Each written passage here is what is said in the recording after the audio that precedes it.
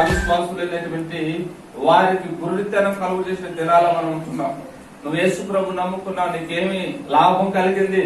నువ్వు యేసు ప్రభు నమ్ముకున్నావు, నీకేం మేలు కలిగింది? నువ్వు యేసు ప్రభు నమ్ముకున్నావు, నీకున్న రోగాలు తగ్గినయ్యా, నీకు ఏమి లాభం కలిగిందని అపవాది అవిశ్వాసపు ఆత్మను బయలుదేరి పంపించాడంట.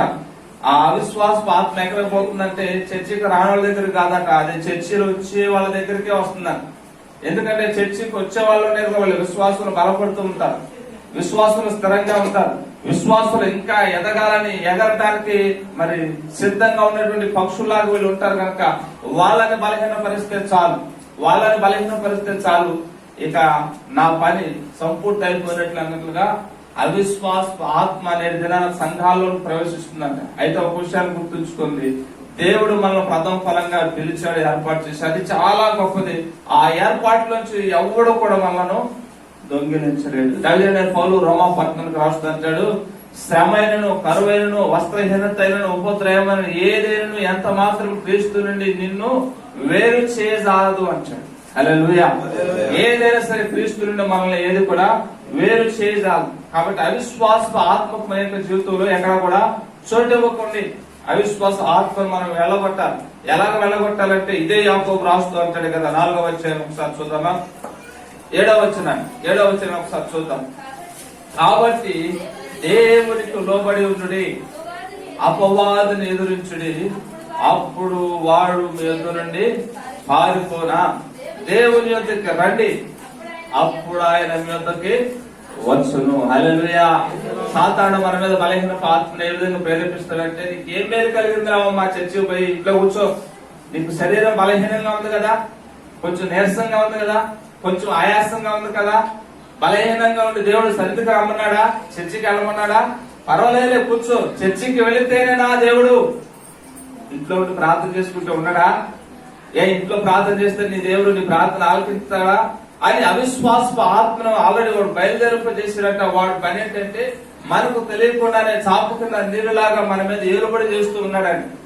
కొన్ని సందర్భాల్లో మనం మోసపోతూ ఉంటాం. దయచేసి జ్ఞాపకం చేసుకుని ప్రభు మనల్ని తన దయా సంకల్పం చొప్పున ప్రథమ ఫలంగా ఉండటకు పిలువబడ్డాడు. ప్రథమ ఫలంగా ఉండడం మనం ఏం చేయాలంటే ఆయన వద్దకి తరచుగా ఆయన వద్దకి వస్తూ ఉండాలంటే. హల్లెలూయా. తరచుగా ఆయన దగ్గరకు ఎందుకు వస్తూ ఉండాలంటే మన ప్రార్థనలు అన్ని కూడా ఆయన విని నెరవేర్చబడుటకు అంటాడు. యేసయ్య లోకా సువార్త 18 ఉపమానం చెప్పాడు, మనందరికి తెలిసిన ఉపమానం. ఒక అన్యాయాధిపతి ఉందనట ఒక దేశంలో, ఒక విధవరాలు ఉందంట. ఆ అన్యాయాధిపతి దగ్గరికి వెళ్లి తన ప్రతివాదికి న్యాయం తీర్చినయ్యా అని ప్రతిసారి అడుగుతూ వచ్చేదాన్ని. అన్యాయస్తుడు కదా, మూర్ఖుడు కదా, చెప్పిన మాట ఎవడో వెళ్ళు. అయినా సరే ఆవిడట మాటికి వెళ్ళిందట. ఎక్కడికి? అన్యాయాధిపతి దగ్గరికి మాటికి వెళ్ళింది. రేపు రామన్నాడు, మరలా వెళ్ళింది. ఎల్లుడు రామన్నాడు, మరలా వెళ్ళింది. ఎల్లుడు రామన్నాడు, మరలా వెళ్ళింది. ఇన్నిసార్లు వచ్చేసరికి వారికి కలవరం పుట్టింది. ఏమని కలవరం పుట్టింది? అరే నేను అన్యాయస్తునే, ఎవరికి సరిగ్గా న్యాయం చేసినే, అందరి దగ్గర డబ్బులు తీసుకుంటే కానీ ఎవరి కేసు సరిగ్గా వాదించనే, ఈవిడేంటి ఇంతగా నన్ను త్వరపెడతా ఉంది, అసలు ఈవిడ కేసు ఏంటో ఒకసారి చూసి పరిశీలన చేసి న్యాయం తీస్తే ఆవిడ నా దగ్గరికి రాకుండా నన్ను తొందర పెట్టకుండా ఉంటది కదా అనేసి ఆమె కేసు టేకప్ చేశాడట, న్యాయం తీర్చాడట. హల్లెలూయా. ఆ అన్యాయాధిపతి ఆమెకు న్యాయం తీస్తే నేను మీ ఎడల తీర్చనా అని అంటాడు. తనకు దేవారాత్రులు మొరపెట్టుకున్న వారికి నేను న్యాయం తీర్చనా అంటాడండి అక్కడ. కనుక మనం అనుదిన జీవితాల్లో ప్రథమ ఫలంగా ఏర్పరచబడిన సంఘంగా మనం ఆయన బిడ్డలుగా ఏం చేయాలంటే ఆయన ఎందుకు వస్తూ ఉండాలి. ఎలా వస్తూ ఉండాలంటే విసుకక ఆయన ఎందుకు వస్తూ ఉంటే అన్యాయాధిపతి చేశాడు, నేను ఎందుకు చేయనంటే. హల్లెలూయా. అన్యాయాధిపతి చేశాడు అక్కడ, ఆ విధవరాలకు న్యాయం తీర్చాడు. మరి నేను మీకు న్యాయం తీర్చినా మీ అందరి ఎడల నేను దీర్ఘశాంతం కలిగి ఉన్నాను, న్యాయం తీర్చడానికి నా ఎదుగు రండి అంటాడు. ప్రయాసపడి భారం వచ్చిన సమస్త జిల్లాల నాయకుడికి రండి అని అంటాడు. కనుక మనం ఈ విషయాన్ని ఇప్పుడు కూడా గుర్తుంచుకోవాలి. ఆయన వద్దకి రండి అంటాడు. యాకోబు రాసిన పత్రిక 4:7 కాబట్టి దేవునికి లోబడి ఉండి అపవాదిని ఎదిరించు. అపవాదిని ఎదిరించాలంటే నీ శక్తి సరిపోదు సుమా. మనం అనుకున్నామేమో నీ శక్తి సరిపోదు. ఐక్యతతో కూడి సహవాసంగా కూడి మనం ప్రార్థిస్తేనే అపవాదిని జయించగలుగుతాం. దేవుని యొక్క వాక్యం 133వ కీర్తన అదే తెలియజేస్తా ఉంది. సహోదరుల ఐక్యత కలిగి నివసించుట ఎంత మేలు, ఎంత మనోహరము. అచ్చల శాశ్వత జీవం ఐశ్వర్యం ఉండవల్లని యెహోవా సైన్యములకు అధిపతి యెహోవా సెలవిచ్చాడంటే. కాబట్టి సాతాన్ని ఎదిరించాలంటే యూనిటీ అవసరం, అపవాదిని ఎదిరించాలంటే మనలో ఐక్యత అవసరం. కుటుంబంగా భార్య భర్తలుగా కూర్చొని, బిడ్డలుగా కూర్చొని ఏక మనసుతో ప్రార్థన చేసినప్పుడు అపవాదిని జయించగలుగుతాం. సంఘంగా కూర్చొని సంఘ కోడికల్లో మనం కూడుకొని ఆయన పిల్లలముగా ఫలములుగా మనం అందరం ఏకీపించి ప్రార్థన చేస్తున్నప్పుడు దేవుడు తన ఆశ్చర్యమైన కార్యాలని, అద్భుతమైన కార్యాలను జరిగిస్తాడు. కనుక ఆయన మాట్లాడుతున్న దైవజనంగా మా దేవుని ఎదుకు వచ్చినప్పుడు, దేవునికి లోబడినప్పుడు దేవుడు సాతాన్ని ఎదిరించేటువంటి శక్తిని మనకి అనుగ్రహిస్తాడు. అపవాదిని ఎదిరించినప్పుడు వాడు మీ యొద్ద నుండి పారిపోము, దేవుని యొద్దకు రండి, అప్పుడు ఆయన మీ యొద్దకి వస్తాడు. హల్లెలూయా. దేవుని యొద్దకి రండి. దేవుని యొక్క మందిరాలకు ఒక ప్రత్యేకమైన పేరు ఉందండి. ఏంటి తెలుసా? ఈ స్థలం మందు చేయబడుతున్న ప్రార్థన నా కనుదృష్టి రాత్రింబవళ్ళు నిలుచును, నా చెవులు దాన్ని ఆలకించునని. ప్రథమ ఫలముగా ఏర్పరచబడ్డ మనం అందరం కూడా మొదటగా మనం ఆ పని చేయగలుగుతూ ఉంటే దేవుడు తన యొక్క కార్యాల్ని త్వరపెట్టి మన ప్రార్థనలకు జవాబు ఆయన అనుగ్రహించువాడు. హల్లెలూయా. మనమందరం కూడా ఆయనకు ప్రథమ ఫలములము. హల్లెలూయా. రోమీయులకు రాసిన పత్రిక 11వ అధ్యాయంలో ఒక మాట ఉంటుంది. ఒకసారి ఆ మాట మనం చదువుకున్నాం. 16వ వచనాన్ని మనం చదువుకున్నాం. ముద్దలో మొదటి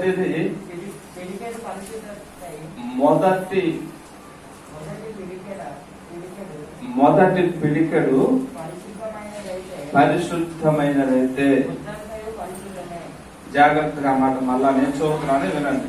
ముద్దలో మొదటి పిడికెడు పరిశుద్ధమైనదైతే ముద్దంతయు పరిశుద్ధమే. ఇక్కడ ఇశ్రాయేల్ గురించి, ఇశ్రాయేల్ యొక్క జీవిత విధానాన్ని గురించి దైవజనుడైన పౌలు గారు పర్యవేక్షిస్తున్నప్పుడు కొన్ని విషయాలు అక్కడ ఆయనకి వ్యతిరేకంగా కనపడాయి. యూదులు కొంతమంది ఇశ్రాయేలులో ప్రభువైన యేసుక్రీస్తుని అంగీకరించినటువంటి తర్వాత యూదులు ఆ ఇశ్రాయేలును తిరస్కరించి మాట్లాడుతున్నటువంటి పరిస్థితులన్నిటిని పౌలు గ్రహించి ఈ అధ్యాయం అంతా రాశాడు. మీరు ఇంటికి వెళ్ళిన తర్వాత ఈ రోమా పత్రిక 11వ అధ్యాయం అంతటిని కూడా చదవండి. చాలా లోతైన విషయాలు మనకు కనపడతాయి. ఇప్పుడు ప్రథమ ఫలముగా చేయబడిన మనము దేవుని యొక్క గంపలో మొదటి పిడికిడి పిండి లాంటి వాళ్ళు. హల్లెలూయా.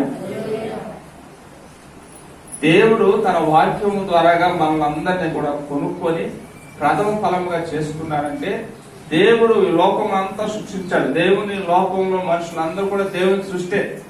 కొన్నిసార్లు మనకు తెలుసో తెలియక వాళ్ళు వ్యతిరేకిస్తుంటాం కానీ వాళ్ళని ప్రేమించమని ప్రభు అనేక పర్యాలు చెప్తూ వచ్చాడు.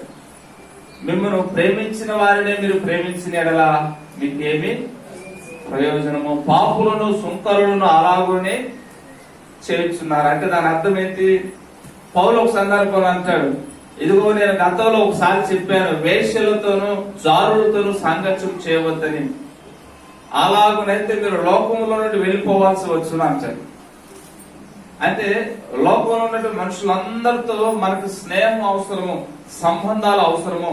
ఒకడు హిందూ మతం ఉంటాడు, ఒకడు క్రిస్టియన్ ఉంటాడు, మరొకడు ముస్లిం ఉంటాడు, మరొకడు జైన్ ఉంటాడు, మరొకడు నాస్తికుడు ఉంటాడు. అందరితో మనకు సమాధానం అవసరము అన్న సంగతిని దేవుడు జ్ఞాపకం చేస్తూ, ముద్దలో మొదటి పిడికెడు పరిశుద్ధమైనదైతే ముద్దంతయు పరిశుద్ధమే అంటాడు ఇక్కడ. అంటే మనము దేవుడు తన పిడికిలతో మనందరూ కూడా పట్టుకొని ఒక ముద్దగా చేసి దేవుని మందిరంలో నిలబెట్టి పరిశుద్ధమైనటువంటి జనాంగం మీరని ఒక ముద్ర వేసేది. హల్లెలూయా. అన్నంత మాత్రాన ఆ ముద్ద మాత్రమే పరిశుద్ధం కాదు, ఆ మిగిలిన పిండి అంతా కూడా పరిశుద్ధమైంది. తన దయా సంకల్పం చొప్పున ఒక్కొక్కరిని మరలా ప్రథమ ఫలముగా ఉండటానికి ఆయన ఆకర్షించుకుంటూ ఉంటాడు.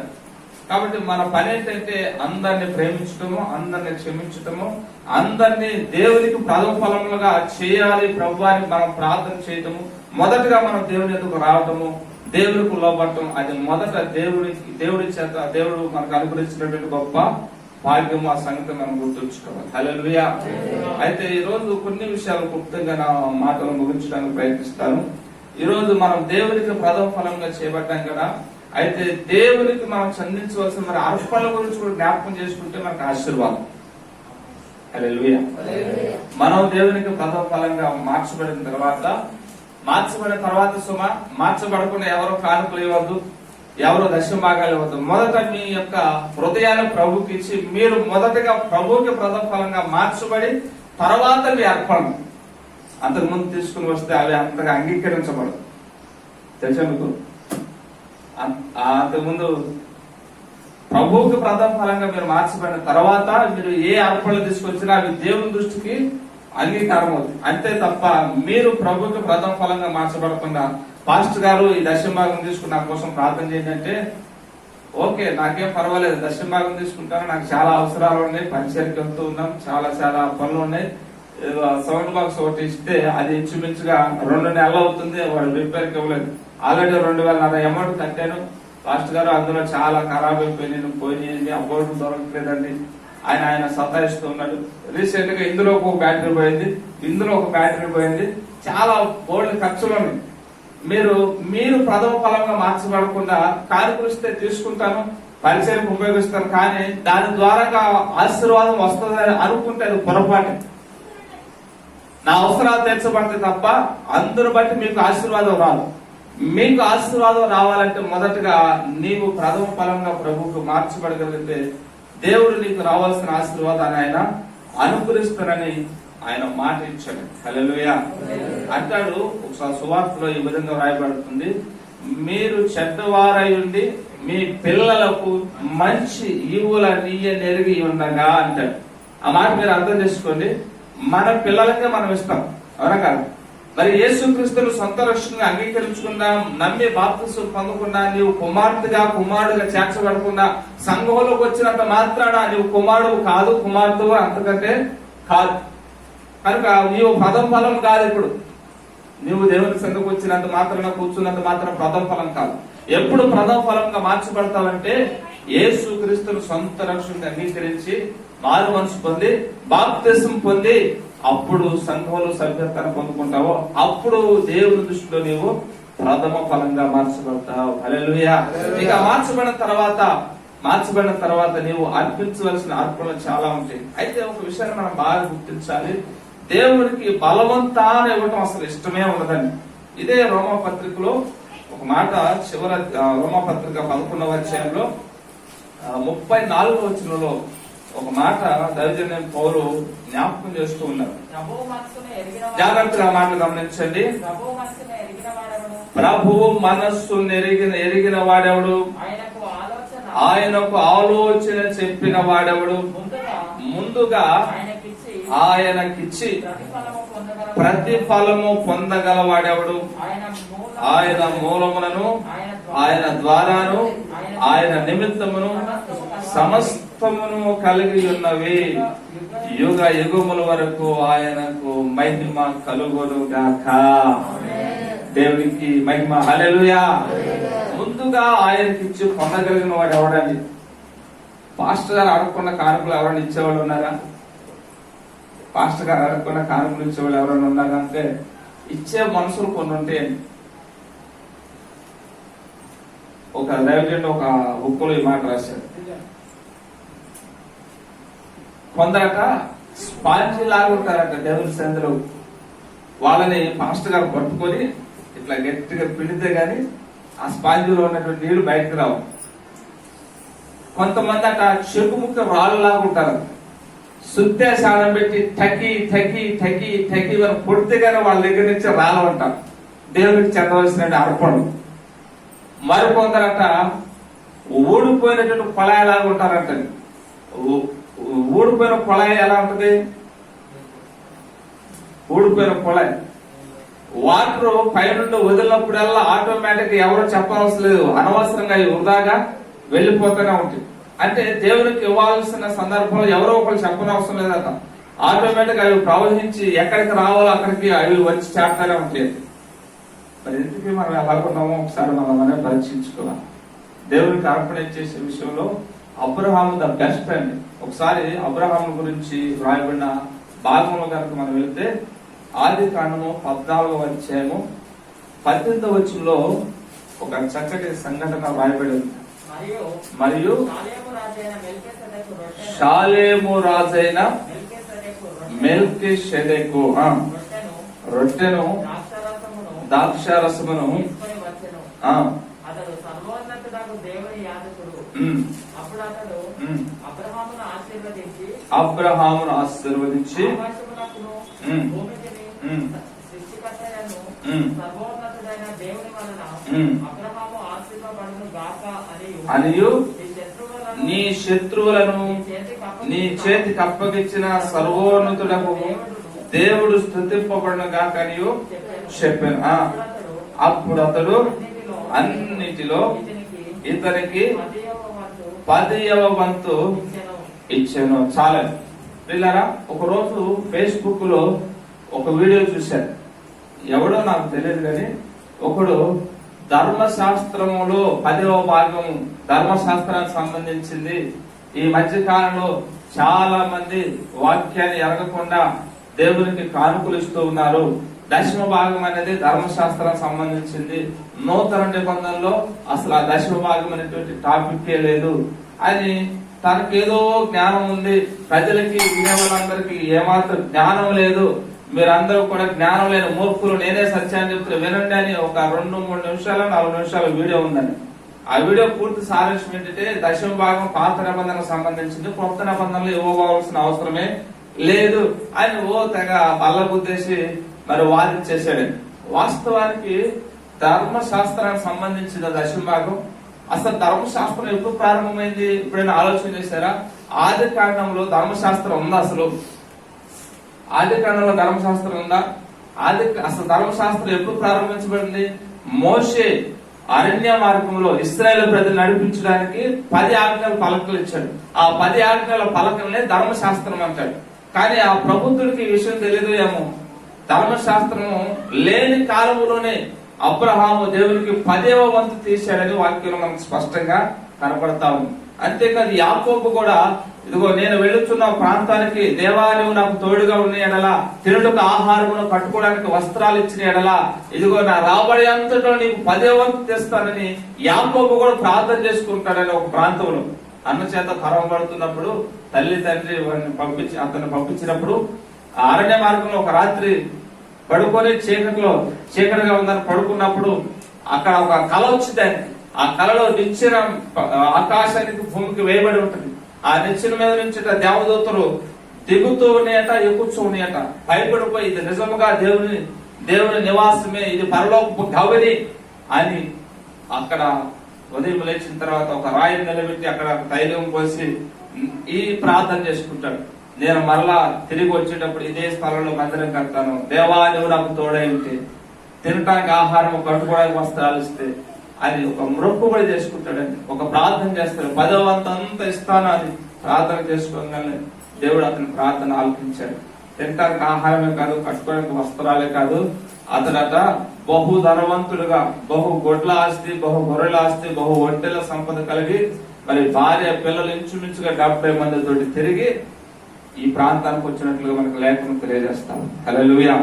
కనుక ప్రథమ ఫలముగా దేవునికి అర్పించబడినటువంటి మనము మన జీవితాల్లో అబ్రహాము లాగా స్వేచ్ఛగా, సంతోషంగా స్వేచ్ఛార్పణలు మనం చెల్లించగలిగితే మనకు ఆశీర్వాదం. అక్కడ వచ్చి ఆయన అడిగాడండి, షాలేము రాజు రొట్టెను ద్రాక్షారసాలు తీసుకుని వచ్చి అతను దీవించి ఆశీర్వదించినప్పుడు అబ్రహాముని ఏమైనా అడిగాడా? అయ్యా అబ్రహాము, నువ్వు దీవించబడ్డావు, ఆశీర్వదించబడ్డావు, నువ్వు నాకు 10వ వంతు అర్పించాలని అడిగాడా? అడగలేదు. అడగకుండా ఇచ్చేటువంటి అర్పణ స్వేచ్ఛ. హల్లెలూయా. మన అర్పణలన్నిటిని ప్రభు అంగీకరిస్తాడు. మన అర్పణలన్నిటిని ప్రభు అంగీకరిస్తాడు. అందుకే కాబోలు భక్తులు ఈ విధంగా పాటపడారు. నా అర్పణలు నీవు పరిశుద్ధ పరచుచున్నావని యేసయ్యా నీ పాదాల చెంత నా శిరము వంచెనా. నా అర్పణలు నీవు పరిశుద్ధ పరచుచున్నావని యేసయ్యా నీ పాదాల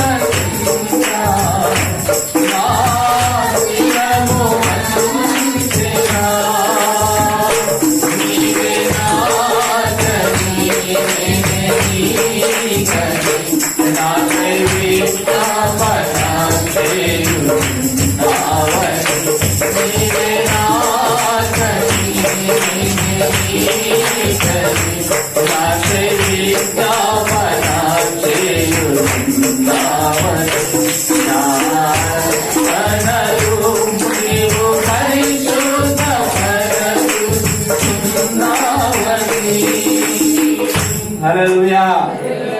మన అర్పణలు దేవుడు పరిశుద్ధపరిచి అర్పణకు తగినటువంటి రెట్లు దేవుడు మనకి ఖచ్చితంగా అనుగ్రహిస్తాడు. కనుక మనం దేవునికి అర్పణలు అర్పించిన విషయంలో స్వేచ్ఛార్పణముగా మనం అర్పించగలిగితే అది మనకు ఆశీర్వాదం. చాలా రకాల అర్పణలు ఉన్నాయి. మరి దేవునికి చెందిన అర్పణలో ఒకటి స్వేచ్ఛార్పణ. అబ్రహాము తన యొక్క జీవితంలో అక్షరాల నెరవేర్చాడు, దీవించబడ్డాడు. అబ్రహాము దగ్గరికి రాజులు వచ్చి, అయ్యా నీవు ఇది తీసుకో, మా రాజ్యాలు నీవు కాపాడా, మా మనుషులు మీరు రక్షించాలి, తీసుకున్నట్టే అబ్రహాం ఏమంటాడు అక్కడ, ఒక మనుషుడు నాకు ఇచ్చి నన్ను ధనవంతునిగా చేసినని నీవు చెప్పుకొనకుండానట్లు నీ చెప్పుల వారు కూడా నాకు అక్కర్లేదు అంటాడు. అంతగా దేవుడు అబ్రహాం దీవించాడు కదా. కారణం ఏంటంటే అబ్రహాం దేవుడికి ఇచ్చే విషయంలో ఎప్పుడు కూడా స్వేచ్ఛగా ఇచ్చేవాడు కదా. దేవుడికి బలవంతంగా ఇచ్చేటువంటి మనసు అబ్రహాంది కాదు. అందుకే 18వ అధ్యాయంలో కూడా మనకు కనపడుతుంది. అర్పణ ఆతిథ్యం ఇచ్చే విషయంలో కూడా అబ్రహాం ఎలా ఉంటాడు మనకు ఆ 18వ అధ్యాయం అంతా కూడా కనపడుతుంది. పరుగు పరుగున ముగ్గురు దేవదూతలు అతను కట్టబడినప్పుడు పరుగు పరుగున వెళ్లి ఒక దూడను వధించి 3 మానికలు ఏమో ఉంటది అక్కడ, తేనెను పాలను తెప్పించి, అయ్యా మీకు సిద్ధం చేస్తున్న ఆహారం మీరు మా దగ్గర ఆతిథ్యం స్వీకరించి పోవాల్సిందేనని వేగిరిపడి పరుగు పరుగున వాళ్ళు వచ్చామని అడిగారా? అయ్యా మేము ఈ మార్గం కూడా వెళ్తున్నాం, మాకు కాస్త ఏమైనా ఆతిథ్యం చేసి పెడతామని అడిగారా? అడగలేదు. స్వేచ్ఛగా, దీన్ని స్వేచ్ఛార్పణ అంటారు. హల్లెలూయా. స్వేచ్ఛార్పణ చేసిన కుటుంబాలు ఆశీర్వదించబడు, బహుగా దీవించబడు. ఇక 2వ అర్పణ మలాకి గ్రంథం 3:10 అందరికి చాలా సుప్రమత్తమైన అర్పణ. దేవునికి చెందవలసినటువంటి అర్పణ, దేవునికి చెందవలసినటువంటి మరి భాగం అని కూడా చెప్పుకోవచ్చు. నా మందిరములో ఆహారమున్నట్లు 10వ భాగమంతయు మీరు నా మందిరపు నిధిలోనికి తీసుకుని రండి. దీన్ని చేసి మీరు నన్ను శోధించిన యెడల నేను ఆకాశపు వాకిళ్లను విప్పి పట్టజాలరానంత విస్తారముగా దీవెనలను కుమ్మరించెదను. సైన్యములకు అధిపతిగా యెహోవా. చాలు. ఇంకా మనము దశమ భాగం తీస్తే వచ్చే ఆశీర్వాదాలు వచ్చినాలు చాలా ఉంటుంది, చదవండి. మీ పంటలను తిరివేయు పురుగులనట దేవుడు గద్దిస్తాడు. హల్లెలూయా. పాస్టర్ గారు మేమేం పొలం వ్యవసాయం చేయట్లేదండి, మా పంటలను ఏం తినడానికి మేము దశమ భాగాలు ఇవ్వలేండి అని అనుకుంటారు. మీకు తెలియదు, మన శరీరంలో ప్రతి అనారోగ్యానికి కారణం తెలియని ఏదో ఒక ఇన్ఫెక్షన్, ఏదో ఒక పురుగు ఉంటుంది. మనం అనుకోవద్దు మన సొంత జ్ఞానాన్ని బట్టి. అందుకే సామెతలు 3:4-5 అంటాడు, నీ స్వబుద్ధిని ఆధారం చేసుకొనక నీ పూర్ణ హృదయంతో నీ దేవుని యెహోవా యందు నమ్మిక ఉంచు అంటాడు. అప్పుడు మనలో చాలా మంది దేవుడికి దశమ భాగం తీసేవాళ్ళు ఉంటున్నారు, దేవించబడుతూనే ఉంటారు. దశమ భాగము దేవుడిని, దాన్ని దొంగిలిస్తే దాని ద్వారా వచ్చేటువంటి అనర్థాలు అన్ని కాదు. చెన్నై ప్రాంతంలోనట 2 అమ్మలక్కలు ఒక చాటు కూర్చొని షేర్లు కొనుక్కుంటూ ఉన్నారు. షేర్లు కొనుక్కుంటూ ఉంటే అటుగుండా ఆదివారం రోజు అటుగుండా ఒక విశ్వాసి చక్కగా బైబిల్ పుచ్చుకొని చర్చికి వెళ్తా ఉందంట. చర్చికి వెళ్తా ఉంటే వాళ్ళు తెలిసిన వాళ్ళు ఇరుగుపరవారు కాబట్టి, అమలారామ్మ ఆ అక్కాయలరా ఇదిగో షేర్లు చూడంటే చర్చికి వెళ్తానంటే, అమ్మ టైం ఉందమ్మా వెళ్ళొచ్చినమ్మా, చర్చికి రోజు వెళ్తాం కదా, కాసేపు ఆగి ఇదిగో చీరలు చూడు చాలా బాగున్నాయి, ఇందులో ఒక చీర తీసుకో బాగుంటుంది నీకు అని చీరలు చూపిస్తే అందులో ఒక చీర చాలా చక్కగా ఉందంట. ఆకుపచ్చ చీర చాలా అందంగా ఉందంట. సరే మరి నాకైతే ఇప్పుడు డబ్బులు అంటే డబ్బులు తర్వాత ఎత్తులే అనంటే, అమ్మ నేను అప్పు చేయొద్దు అని దేవుడు చెప్పాడు అనంటే, అలా కాదు ఇట్లా కాదు మరి తీసుకోవాల్సిందే బాగుందంటే, మనసు ఏమో చీర మీద ప్రాణాలు ఆగుతా ఉంది. ఓ పక్కేమో చర్చి కాడికి వెళ్ళాలి, ఓ పక్కేమో డబ్బులు లేవు. అయితే ఆవిడ అన్నట్ట, మరి నీ దగ్గర డబ్బులు లేవంటే నేను నమ్మనక్క, మరి నీ కాడ ఎంతో కొంత ఉంటాయి, ఎప్పుడు అలా అంటావు ఏంటంటే, లేవమ్మా అని అంటే ఇదిగో నీకు ఆడ ఉన్నాయి నాకు తెలుసు అయితే పర్సు తీస్తే పర్సులో అట ఒక 2,000 రూపాయలు డబ్బులు ఉన్నాయంటే చీర ఖరీదు వచ్చేసి 1,400 రూపాయలు. అయితే అమ్మ ఇది దేవుడు డబ్బులు అమ్మంటే ఊరుకో దేవుడు అంటాం. వచ్చే వారం తీసిస్తావు కదా, మా అన్నయ్య ఇస్తారు కదా, మా అన్నయ్య దగ్గర డబ్బులు పొదువా, నీకు ఏమైనా డబ్బులు పొదువా అందంట. ఇక సరే కదా అనుకొని ఇక 1,400 పెట్ట చీర కొనేసుకుందంటండి. చీర కొనేసి సాధారణంగా కొత్త చీరలు మరి ఉతికి ఆరేస్తారంట కదా, వెంటనే కట్టుకోవడానికి కొంతమంది ఇష్టపడరంట, ఉతికి ఆరేస్తారు. ఇక ఆమె ఉతికేసి జాడి చేసి ఇక చర్చికి గవ్వగా వెళ్ళిపోయిందంట. చర్చికి గవ్వగా వెళ్ళిపోయింది. ఆరాధన చూసుకొని తిరిగి ఇంటికి వచ్చిందంట. తిరిగి ఇంటికి వచ్చేసరికి తన ఇంటి ముందట ఒక కుప్పలాగా ఆ చీర అంతా పడుందంట. కుప్పలాగా చీర అంతా పడుందంట. చీరని తీసి చూసుకుంటే చీర అన్నిటికీ కన్నాలు పడిపోయాయి.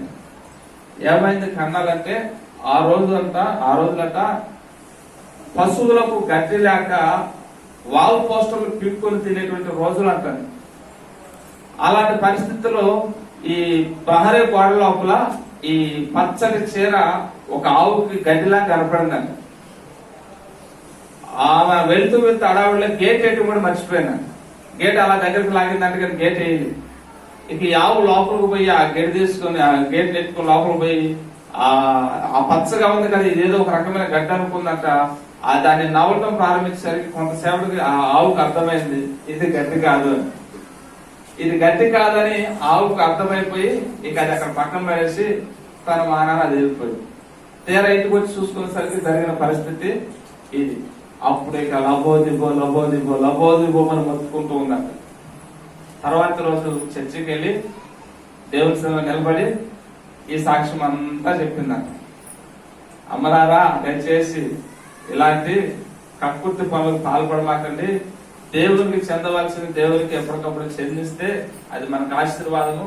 ఇదిగో నేను ఇలాగా వచ్చేవారు ఇద్దాంలే అనుకుని నేను ఇలాగా చేస్తే నేను ఆశపడితే నాకు దొరకలేదు, డబ్బులు వృధాగా వెళ్ళిపోయాయి. కనుక దేవునికి చెందవలసిన దేవునికి చెందించండి అని దేవుని సందులో సాక్ష్యం ఇచ్చింది. ఇది ఎన్నో సంవత్సరాల క్రితం జరిగిన సంఘటన. ఒక దైవజనుడు చెప్పుకోవాలని విన్న సాక్ష్యం. కనుక దేవుని బిడ్డలారా గమనించండి, దశమ భాగం దేవునికి ఇష్టం వలన దేవుడు అట్లా మన పురుగులు, మన పంటలో తినే పురుగులట ఆయన గద్దిస్తాడు. హల్లెలూయా.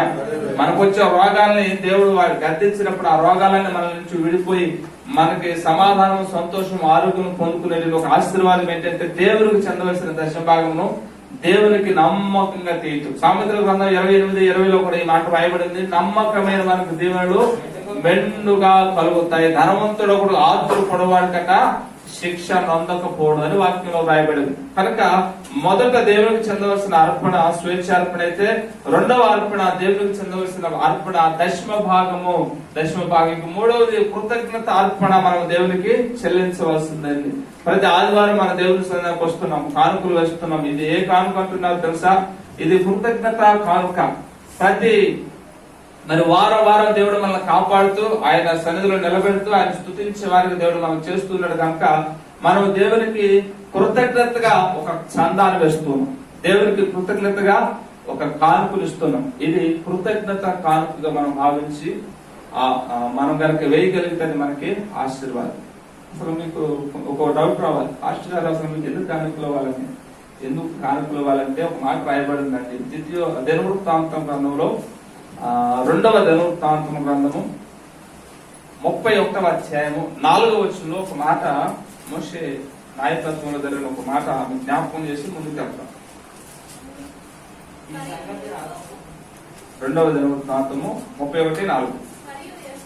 మరియు యెహోవా ధర్మశాస్త్రమును బట్టి ధర్మశాస్త్రం బట్టి లేవీయులను యాజకులను ధైర్యము వహించి తమ పని జరుపుకున్నట్లు ఎవరి భాగములను వారికి ఇయ్యవలసి ఉన్నది. హల్లెలూయా. అందరు ఇక్కడే ఉన్నారండి. లేవీయులు యాజకులు ధర్మశాస్త్రపు విధిని బట్టి ధైర్యము కలిగి వాళ్ళ పని వాళ్ళు జరుపుకున్నట్లుగా వాళ్ళ భాగాలు వాళ్ళకి చెల్లించాలి. అర్థమైన వారందరూ స్తోత్రం చెప్పచ్చు. మీకు అర్థం కాలేదని నాకు కొంత అర్థమైంది. ఒక దైవజనుడు సంఘం మీద డిపెండ్ అయ్యి దేవుడు పిలిచిన పిలుపులో నిలబడి పరిచర్య చేస్తూ ముందుకు సాగాలి అంటే స్థానిక సంఘము దైవజనుడిని బలపరచాల. ఇక్కడ అదే అంటున్నాడు దైవజనుడు మోషే, వారు బలము కలిగి ధైర్యము కలిగి పని జరిగించినట్లుగా వారి భాగం వాస్తవానికి దేవుని దగ్గర నుంచి దైవజనుడు. హల్లెలూయా. మీరు ఇస్తున్న భాగం కానుకలు పెట్టి వెళ్తున్నప్పుడు అది ఎక్కడికి వెళ్తుంది? దేవుని దగ్గరికి వెళ్తుంది. పాస్టర్ గారు కానుకలు పెట్టులోనే ఉంటాను కదా అనుకోమాట, దేవుని దగ్గరికి వెళ్తుంది. తెలుసా మీకు? యేసయ్య మత్తయి సువార్త 6:19 ఒక మాట రాశారు, చదువు నా వచ్చినాను కూడా. మనం ఇచ్చే అర్పణ ఎక్కడికి వెళ్తుంది? మనం ఎక్కడికి వెళ్ళటం కోసం అసలు ఇస్తున్నాం కానుక తెలుసా? దేవుని దగ్గరికి వెళ్ళటం కోసం మనం కానుకలు ఇస్తూ ఉన్నాం. మన అర్పణ డైరెక్ట్ గా ఎక్కడికి వెళ్తుంది? కానుక పెట్టిలో వెంటనే దేవుని దగ్గరికి చేరుతుంది. ఇక దానికి మీకు సంబంధం లేదు. అది ఎలాగ వినియోగించబడుతుందో కూడా మీకు సంబంధం లేని విషయం. దేవుని దగ్గరికి వెళ్తుంది. చదవండి 6:19. భూమి మీద మీ కొరకు ధనమును కూర్చుకొనవద్దు. ఇక్కడ చిమ్మెటయు తుప్పును తినివేయును, దొంగలు కన్నము వేసి దొంగిలేదు. పరలోకమందు మీ కొరకు ధనము కూర్చుకొనుడి, అచ్చట చిమ్మెటైనను తుప్పైనను అది తినివేయదు. హల్లెలూయా. పరలోకమందు దానం కూర్చుకుంటారు మీరు. ఎక్కడ? దేవుని సన్నిధిలో అర్పణలు వేసి, దేవుని సన్నిధిలో దశమ భాగం వేసి, దేవుని సన్నిధిలో కృతజ్ఞతార్పణలు స్వేచ్ఛార్పణలు ఇచ్చి ఎక్కడ ధనం కూర్చుకుంటున్నారు? పరలోకంలో ధనం కూర్చుకుంటున్నారు. ఇక్కడైతే దొంగ వస్తాడు. ఆ మధ్య కాలంలో ఈ కరోనాకు ముందు వరదలు కేరళ ప్రాంతంలో భయంకరమైన వరదలు వచ్చినాయి కదా. ఆ వరదల్లో ఒక కోటీశ్వరుడు అట, అతనికి చాలా కోట్ల రూపాయల మరి ధనం ఉందంట. ఆ కొండ ప్రాంతాలంటే ఎత్తైన ప్రాంతాలు బాగా దాచుకున్నాడట.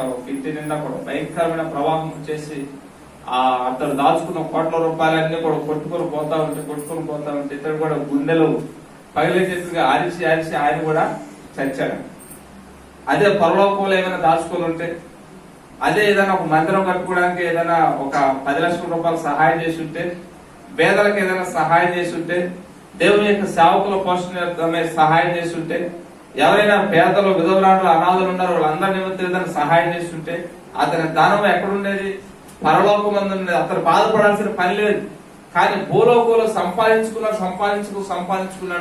ఒకసారి ఒక పెను తుప్పిన తుఫాన్ లాగా వచ్చేసింది. ఆ ఇంటిని తోసుకొని పోయినప్పుడు గుండెలో బాదుకోవాల్సిన పరిస్థితి. ఈరోజు నాకు చాలా మంది ధనవంతులు లోకంలో ఉన్నారు. వాళ్ళకున్న వ్యసనం ఏంటంటే ధనాపేక్ష. సంపాదించుకున్నారు కానీ అది వారు అనుభవించుకుని వెళ్ళిపోతా ఉన్నారు. దేవుడికి స్తోత్రం. కనుక మనం అలా ఉండకూడదు. దేవునికి ఇచ్చే విషయంలో మరి స్వేచ్ఛగా కృతజ్ఞతాత్మకంగా ఉంటూ ఉంటే దావీదులట యాజకులు ధైర్యము వహించి సేవ చేస్తూ మీ అందరి కొరకు భారంగా ప్రార్థిస్తున్నప్పుడు మీకు క్షేమం కలుగుతుంది. అలాగే పరిచయకు వెళ్తున్న వంగాల పరిచయకు వెళ్తున్నప్పుడు కొన్నిసార్లు మనల్ని స్పాన్సర్ చేస్తూ మనకి సహాయం చేస్తూ పరిచయకు ఉన్నటువంటి ఆ వ్యక్తి కూడా చాలా అప్పుల్లో ఉన్నాడు. నాకు అనిపిస్తూ ఉంటుంది, అరే ఆయన ఒక్కడికనే భారం, మనం కూడా సేవ చేస్తున్నాం కదా, మనం కూడా ఎందుకు ప్రభు పరిచయంలో పాల్గొస్తులు కాకూడదు అన్న ఆలోచన కలుగుతూ ఉంటుందని. అలాగనే చేద్దామంటేనే నా దగ్గర కూడా అంత మాత్రం పరిస్థితి ఉంటుంది. ఒకసారి అయితే ఇలాంటి పరిస్థితి ఉందన్నప్పుడు మన సహోదరు ప్రతాప్ గారు స్పందించి 2000 రూపాయలు, బ్రదర్ ఇది ఈ వారానికి నా వంతుగా మీరు వాడండి దేవుని పనిలో అని సంతోషం ఇచ్చినప్పుడు అది దేవుని పనిలో వాడబడి, అలాగా దేవునికి ఇచ్చినప్పుడు అది ఎక్కడ దాచబడుతుందంటే పరలోకములు అదే దాచబడుతుందండి. భూమి మీద కూర్చుకున్నదంతా ఏదో ఒక విధంగా ఖర్చు అయిపోతుంది కానీ దేవుడి నిమిత్తము ఆత్మ సంబంధమైన విషయాల నిమిత్తం అది వెత్తబడుతున్నప్పుడు పరలోకంలో అది మనకి నిల్వ చేయబడతా ఉంది. మీకు డౌట్ రావాలి, మాస్టర్ గారు పరలోకంలో డబ్బులు తెలిపండి అవునా కాదు? వచ్చిందా లేదా? పరలోకంలో డబ్బులు తెలిపని ఆడ బంగారపు విధులే ఉంటాయి కదా, ఆకలే ఉండదు కదా, దప్పుకిలే ఉండవు కదా. మీకు వచ్చిందా లేదా ఇలాంటి డౌట్? నాకు వచ్చిందండి. అయితే నేను అనుకున్నప్పుడు సత్యం ఏంటంటే దేవుడు మన దగ్గర తీసుకొని దాచుకోవడానికి కాదు, మరలా తిరిగి మనకి ఇవ్వటం కొరకు. హల్లెలూయా. పరలోకంలో ఆయన ఏమి డబ్బుతో అవసరం లేదు, డబ్బును ఆయన ఏమి ఉంచుకోడు. మనం ఇస్తున్నది ఒక ఇన్వెస్ట్మెంట్ లాంటిది అనమాట. షేర్ మార్కెట్ లో ఇన్వెస్ట్మెంట్ చేస్తే 4 రెట్లు, 5 రెట్లు, 10 రెట్లు, 100 రెట్లు వస్తుందని చెప్తారు. అలాగని చెప్పి మోసకున్న చాలా మంది ఉన్నారు. ఈ దీపావళి కాకుండా పోయిన సంవత్సరం దీపావళి అనుకుంటా అదే షేర్ మార్కెట్ లో ఒక దంపతులు ఇన్వెస్ట్మెంట్ చేసి అప్పులు చేసి పెట్టారట. ఏదో డబుల్ అవుతుంది ఒకసారి కొట్టుస్తున్న మొదలు అసలు పోయింది, వడ్డీ పోయింది, కానీ చివరికి ప్రాణాలు కూడా కోల్పోయిన పరిస్థితి. భర్త ఏమో రైలు పట్టాల మీద పడి చచ్చిపోయాడు, భార్య ఏమో ఇంట్లో ఊరేసుకుని చచ్చిపోయింది, 2 బిడ్డలేమో అనాథలుగా మిగిలిపోయారు. ధనాపేక్ష చూడండి, ధనాపేక్ష సమస్తమైన కీడులకు అది మూలం. కనుక దేవునికి చెందవలసింది దేవునికి చెందిస్తున్నప్పుడు యాజకులంట ధైర్యం కలిగి పనిచేస్తారు. తద్వారా మనం మన కుటుంబాలు అన్ని విషయాల్లో దీవించబడతాయి, ఆశీర్వదించబడతాదని ఇక్కడ దినవృత్తాంత గ్రంథంలో మనం చూసుకుంటూ ఉన్నాం. హల్లెలూయా. ఒక్కరికైనా సహోదరుడు యేసయ్య గారికి భారం మనకు లేదా ఆ భారం, మనం కూడా ఆ పరిశీలనలో ఎందుకు పాలుభాగస్తులుగా అవ్వకూడదనే ఆలోచన ఆశ నాలో కలుగుతా ఉంటుందని. అప్పుడప్పుడు నేను అంటుంటా, బ్రదర్ మీ దగ్గర లేనప్పుడు మేము వెళ్తాం, మీరేమో కంగారు పడకండి, మేము వెళ్తామంటే సరే పాస్టర్ గారు అంటారు. సరే పాస్టర్ గారు అన్నారంటే ఆయన అర్థం ఏంటి, ఆయన దగ్గర చాలా క్రిటికల్ పరిస్థితి వస్తే తప్ప ఆ మాట.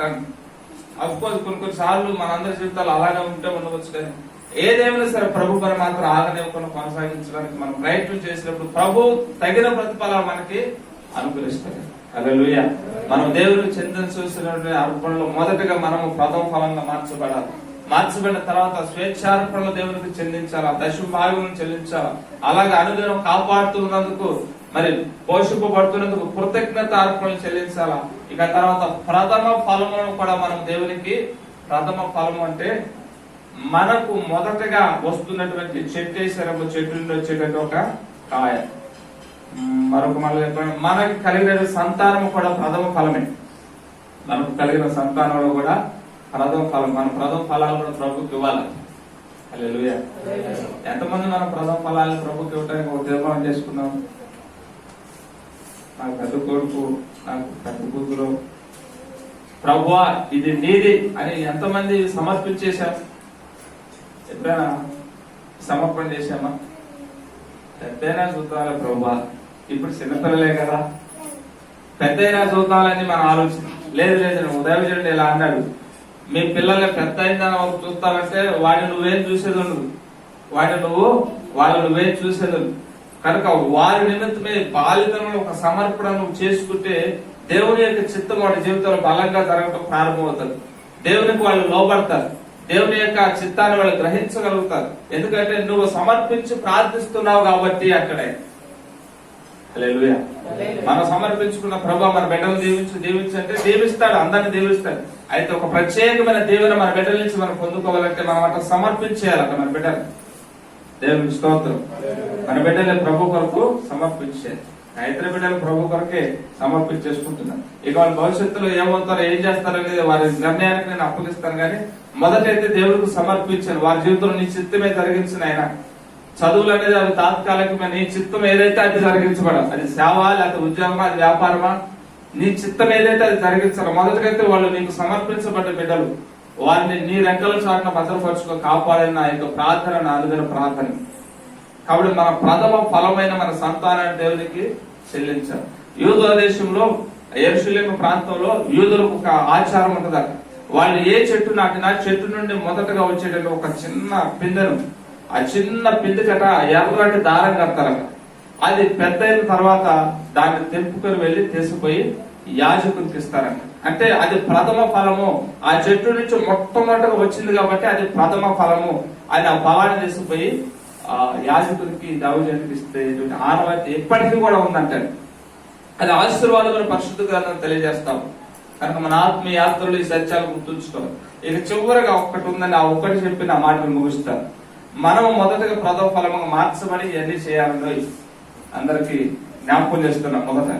మొదటగా ప్రథమ ఫలముగా మనం మార్చబడి అంటే యేసయ్యను పరిపూర్ణంగా నమ్మి బాప్తిస్మం పొంది, అయ్యా నేను ఈ కొరకు ఇక సాక్షిగా బ్రతుకుతానని ఒక నిర్ణయానికి వచ్చి ఇవన్నీ చేయాలి. మొదట దేవునికి ప్రథమ ఫలంగా మనం మార్చబడకుండా చేయమని బైబిల్ ఎక్కడ కూడా చెప్పట్లేదు. హల్లెలూయా. ఓకే, చివరగా మనమాట మొక్కుబడి అర్పణట దేవునికి అర్పించాలట. మొక్కుబడి అర్పణ. ఇందాక ఎవరు సాక్ష్యం చెప్తాను, నేను దేవునికి మొక్కుకున్నాను, నాకు తగ్గితే ప్రభువా నీకు నేను కానుకేస్తానని. మనకి చాలా బలహీనతలు వస్తా ఉంటాయి శరీరంగా వస్తున్నప్పుడు మనం కూడా ఇలాంటి ఒక మొక్కుబడి చేయగలిగితే మనకి ఆశీర్వాదం. భక్తుడైన దావీదు అంటాడు, యెహోవా నాకు చేసిన ఉపకారములకు నేను ఆయనకి ఏమి చెల్లించదను. కీర్తనది మీకు జ్ఞాపకం ఉందా? 116వ కీర్తన అనుకుంటున్నా, నాకు జ్ఞాపకం లేదు సరిగా. 116వ కీర్తన 12వ వచనం, యెహోవా నాకు చేసిన ఉపకారములకు నేను ఆయనకు ఏమి చెల్లించుదును. రక్షణ పాత్రను చేత పుచ్చుకొని యెహోవా నామమున ప్రార్థన చేసేదను. యెహోవాకు నా మొక్కుబళ్ళు చెల్లించేదను. ఆయన ప్రజలందరి ఎదుట చెల్లించేదను. హల్లెలూయా. మొక్కుబళ్ళు ఎక్కడ చెల్లించాలట? మొక్కుబళ్ళు అంటే సహజంగా మనం గుండు కొట్టించుకున్నామని మొక్కుకున్నామని, గుణదల అల్లామని మొక్కుకున్నామని. వెంట్రుకలు దేవుడికి అవసరం లేదండి. అన్నంలో మీకు వెంట్రుకలు వస్తే సంతోషంగా తింటారా? చిచ్చి అని తీసి పారేస్తారా? మీకే చిచ్చి అంటే మరి దేవుడికి విచిత్రం ఏంటంటే, మనం చాలా మంది నామకార్థపు క్రైస్తవులుగా తయారైపోయి వెంట్రుకలను తీసుకుపోయి మేరీ మాతకు ఇస్తారని, యేసు ప్రభుకి ఇస్తారని. అసలు మేరీ మాత అనేటువంటి ఆ భక్తి కూడా అది నామకార్థపు క్రైస్తవ భక్తి. యేసు క్రీస్తుకే మనం ప్రాధాన్యత ఇవ్వాలి. కానీ మరియ తల్లిని జస్ట్ ఒక మంచి ఆత్మీయురాలు, ప్రభుకి జన్మనిచ్చిన తల్లిగా, ప్రభు శిష్యుల్లో ఒక శిష్యురాలిగా ఆమెను భావించాలి తప్ప ఆవిడ పూజించుకోవడం. విచారం ఏంటంటే ఆవిడ పూజించేటువంటి బుక్కులు కూడా లోకంలో ఎక్కువైపోతూ ఉన్నాయి. సాతాను ఏదో ఒక విధంగా మనుషులు మభ్యపెట్టి వారి యొక్క గమ్యాన్ని మారుస్తూ ఉన్నారు. ఏదైనా సరే మన జీవితాల్లో అలాంటిది ఏదైనా ఉంటుంది మనకి దూరం అవును గాక. దేవుని యొక్క వాక్యంలో దావీదు సాక్ష్యం ఏంటంటే, యెహోవా నాకు చేసిన ఉపకారములన్నిటికీ నేను ఆయనకేమి చెల్లించదు. రక్షణ పాత్రను చేత పుచ్చుకొని యెహోవా నామమున ప్రార్థన చేసేదను. యెహోవాకు నా మొక్కుబడులను చెల్లించేదను. మొక్కుకోనండి. ఏదైనా ఆపద వచ్చినప్పుడు, ఏదైనా కష్టం వచ్చినప్పుడు దేవుడు ఆ ఆపద నుంచి, ఆ కష్టాల నుంచి విడిపిస్తాడు, మనల్ని స్వస్థపరుస్తాడు, బాగు చేస్తాడు. ఈ మొక్కుబడిని బట్టి, సమర్పణ బట్టి. కనుక మన ఆత్మీయాత్రలో ఈ 5 రకాల అర్పణలు ఒక క్రైస్తవునిగా మనం అందరం కూడా ఎప్పటికప్పుడు దేవునికి చెల్లించవలసిన వారమై ఉన్నాం. హల్లెలూయా. అయితే మొదటి అర్పణ, మనమే దేవునికి ప్రథమ ఫలంగా ఆయన ఏర్పాటు చేసుకుంటాం. మనమే మొదట ప్రథమ ఫలం అన్న సంగతి మనం గుర్తిరిగి ఆయన యొక్క చిత్తాన్ని ఎరిగి ప్రభు సేవలో, ప్రభు పరిచయలు, ప్రభు పిల్లలకు మన ముందు కొనసాగగలిగితే అది మనందరికీ ఆశీర్వాదము. హల్లెలూయా. 5 రకాల అర్పణలు ప్రభుకు మనం చెల్లించాల్సిన, జ్ఞాపకం చేసిన మాటలు చూస్తారు. మొదటిగా దేవునికి మనం చెల్లించవలసిన అర్పణ, మనమే ఒక అర్పణ, మనమే ఒక ప్రథమ ఫలం. రెండవదిగా దేవునికి చెందవలసిన స్వేచ్ఛార్పణ. మూడవదిగా దశమ భాగం. 4వదిగా కృతజ్ఞత అర్పణ. ఇక 5వదిగా మొక్కుబడి అర్పణ, ఇక ప్రథమ ఫలం. 6 వస్తున్నాయి మొత్తం కలిపి. దేవునికి స్తోత్రం. ఇవన్నీ మన యొక్క ఆధ్యాత్మిక జీవితంలో కొనసాగించేటువంటి వారిగా మన ముందు గాక, కొనసాగించేటువంటి వారిగా దేవుడు మనం ఆశీర్వదించును గాక. దేవుడు అటు కృప, దేవుడు ఈ మాటలు వింటున్న వారందరికీ, అలాగే యూట్యూబ్ లో వింటున్న వారందరికీ దేవుడు అనుగ్రహించును గాక. తల వంచుదాం ప్రార్థన.